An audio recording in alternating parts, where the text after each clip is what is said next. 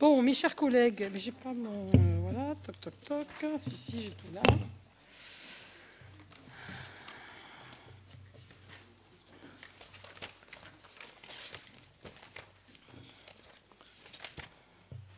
J'ai pas mes trucs. J'ai pas le document.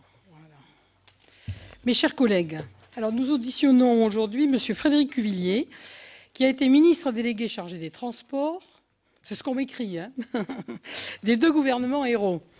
Monsieur le ministre, vous êtes entré en fonction après que le choix du PPP et l'attribution du marché aient été faits.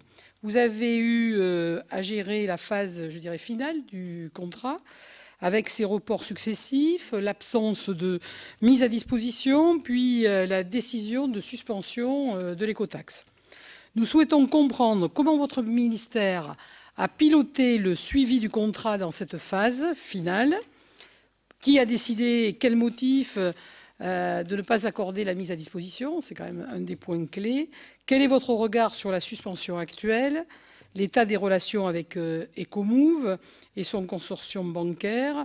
Et enfin, ce qui nous intéresse aussi, c'est les conséquences, notamment financières, bien sûr, de cette situation. Quel a été le rôle de votre ministère dans cette décision de suspension? C'est aussi un des points clés qui intéresse toute la commission d'enquête. Je vous informe que votre audition est ouverte au public, à la presse, fait l'objet d'une captation vidéo ainsi que d'un compte rendu publié. Je vous rappelle que, conformément aux termes de l'article 6 de l'ordonnance du 17 novembre 1958 relative au fonctionnement des assemblées parlementaires, votre audition doit se tenir sous serment. Je vous rappelle également qu'en cas de faux témoignage, les personnes entendues sont passibles des peines prévues par les articles 434-13, 434-14 et 434-15 du Code pénal. Alors, Monsieur le Ministre, je vais vous demander de prêter serment, de dire toute la vérité, rien que la vérité, de lever la main droite et de dire « je le jure ». Je le jure, Madame la Présidente. Je vous en remercie.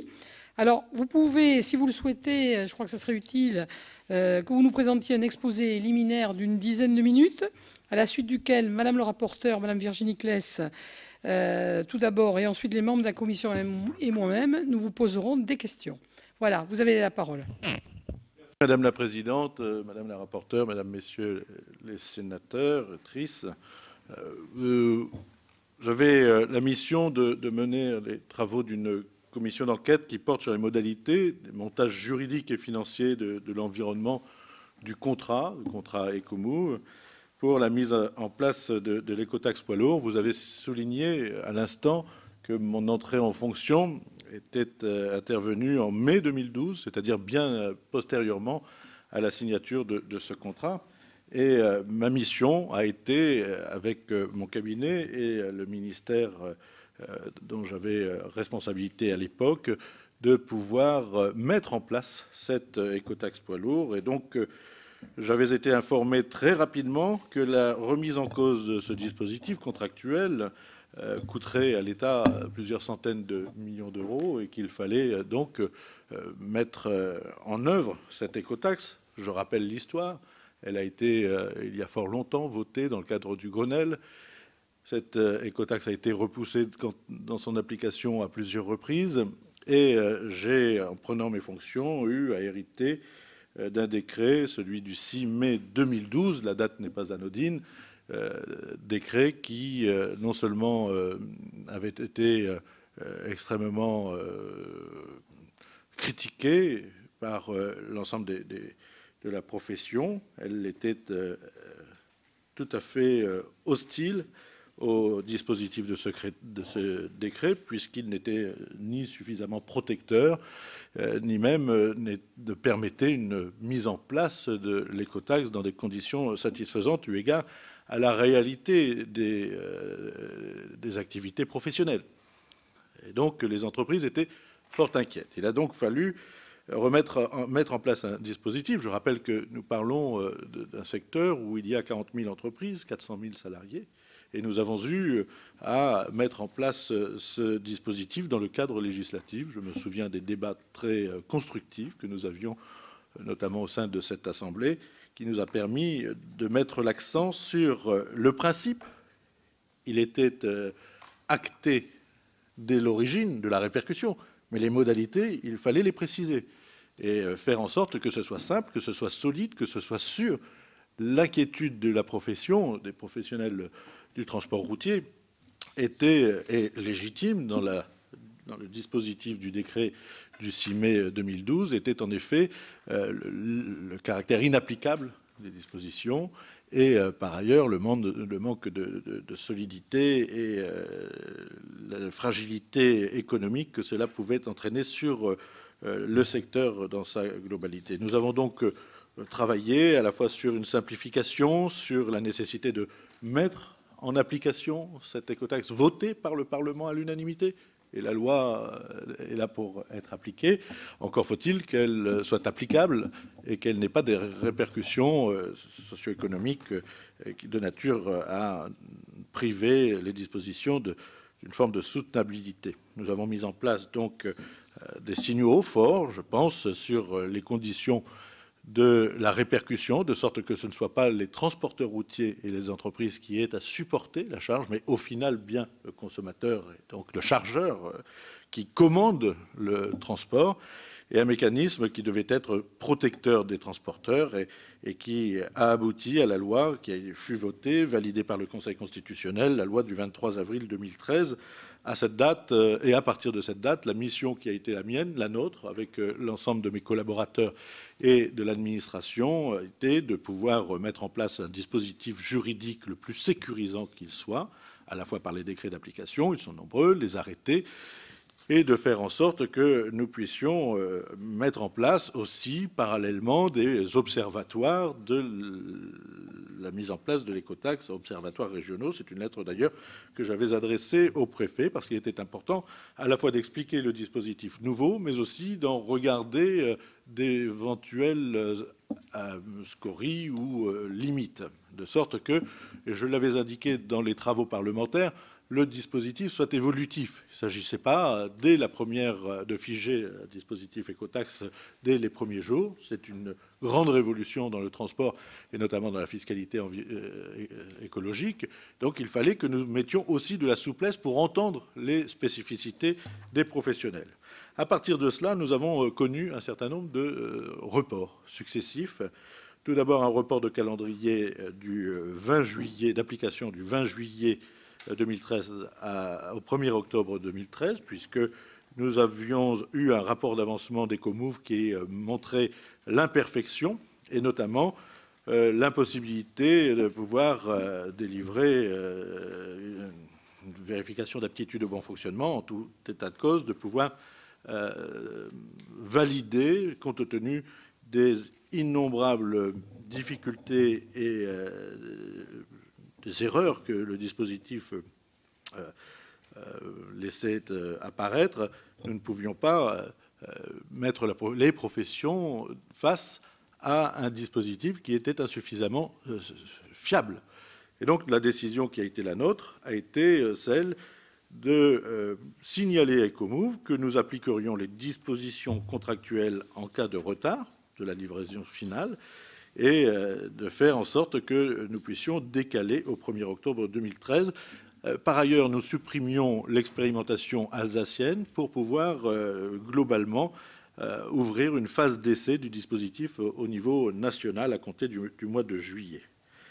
C'est dans ce cadre que nous avons souhaité mettre en place des étapes, notamment sur la VABF, qui a pu commencer à partir d'avril 2013, et nous avons suivi, en lien avec les services, mon cabinet, moi-même, l'avancée des travaux, parce que notre préoccupation était aussi l'enregistrement des professionnels et des retards éventuels, compte tenu du fait que les dates étaient repoussées. Une étape importante a été franchie également le 19 juillet 2013. Il s'agit de l'ouverture de l'enregistrement pour les redevables abonnés aux sociétés habilitées de télépéage. Là encore, cette partie du dispositif étant fiabilisée, nous avons pu ouvrir cet enregistrement limité. Et par ailleurs, dans le même temps, nous avons procédé à la publication d'un certain nombre de décrets relatifs aux droits et obligations des redevables, les modalités d'information des sociétés habilitées un certain nombre de bases juridiques réglementaires nécessaires. Ainsi, la phase d'essai du dispositif à l'échelle nationale sur la base du volontariat sans perception de taxes a été démarrée le 29 juillet et nous avons constaté que le dispositif n'était pas suffisamment encore stabilisé. Nous avons donc dû prendre la décision d'un report de calendrier, une nouvelle fois, du 1er octobre 2013 au 1er janvier 2014, puisqu'à la fin de l'été, nous avons procédé aux vérifications sur le caractère opérationnel du système délivré par Ecomove et des dysfonctionnements étaient encore persistants et nous ne souhaitions pas, là encore, laisser courir ces risques aux entreprises.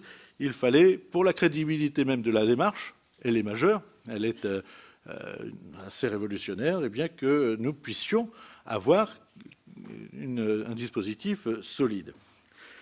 Le 5 septembre 2013, le gouvernement s'est trouvé contraint de reporter l'entrée en vigueur de la taxe poids lourd au 1er janvier 2014, là encore, pour sécuriser la démarche.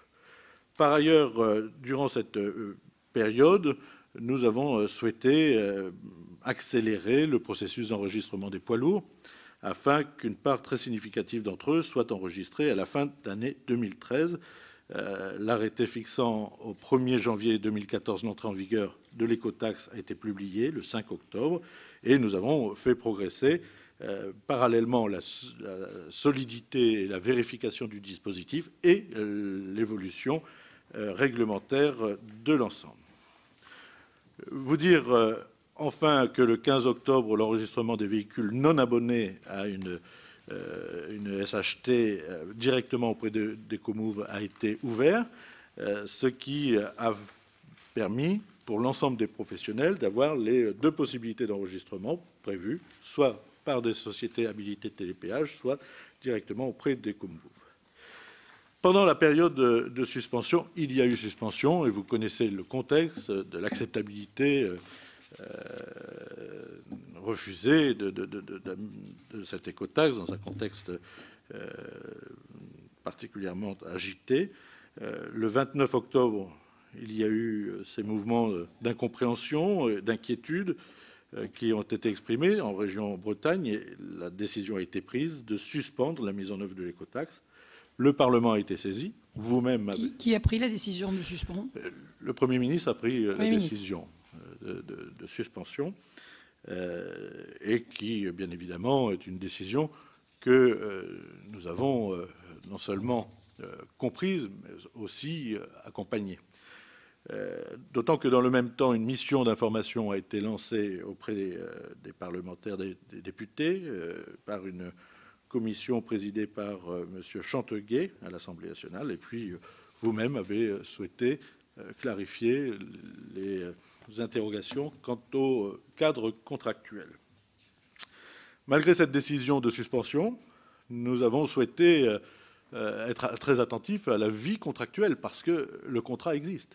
Et donc, suspension ou application, le contrat est opposable et nous avons souhaité que la procédure, notamment de vérification complémentaire, puisse être menée. Ce fut le cas le 22 novembre. Mes services ont indiqué à Ecomove que les défauts majeurs identifiés avaient pu être corrigés à l'exception d'une absence d'homologation des chaînes de collecte des données et de contrôle par l'IFSTAR, qui pourtant était prévue par le contrat. Les décisions d'homologation ayant été prises dans les premiers jours de janvier, la validation de l'attitude au bon fonctionnement a pu intervenir dans les jours qui ont suivi. Ecomove a, à cet instant, pu procéder très rapidement à la phase qui suit la VABF au terme du contrat et la vérification en service régulier. La vérification en service régulier, c'est finalement le contrat, le rapport qui a été rendu à l'État le 20 janvier. Le 20 janvier, nous avions 2 mois pour étudier ce rapport attentivement. Ces procédures de vérification ont été engagées et mes services et Ecomove ont engagé des discussions. Parce que, précisément, nous ne sommes pas dans une procédure qui est une procédure dictée par le cadre contractuel initial. La suspension de l'écotaxe a ouvert une période qui est nouvelle, qui ne pouvait entièrement être régie par le contrat. Dès lors, les discussions ont été engagées avec la société Ecomove pour en tirer toutes les conséquences, et notamment, nous avons souhaité que la négociation et la signature d'un accord puissent acter le préjudice subi par l'État des retards successifs et, par ailleurs, qui devait se traduire par des pénalités. Il convenait également que nous puissions reconnaître la conformité du dispositif aux dispositions contractuelles. Nous souhaitions également que nous puissions avoir une suspension des obligations de paiement de l'État. Bref, des discussions qui ont été engagées par Ecomove pour pouvoir tout simplement tirer parti ou tirer conséquence, plus précisément, de ce que la suspension a mené en situation nouvelle de la vie du contrat. Voilà rapidement tracé la vie de cette écotaxe durant les responsabilités qui ont été les miennes et les différentes initiatives que j'ai pu prendre avec mes collaborateurs et notamment la DGITM et l'ensemble des ministères concernés pour à la fois nous assurer d'un dispositif pérenne mais solide et un dispositif qui, une fois suspendu, eh bien, nous amène à revisiter les relations contractuelles entre l'État et la société Ecomove. Merci, Monsieur le Ministre. Madame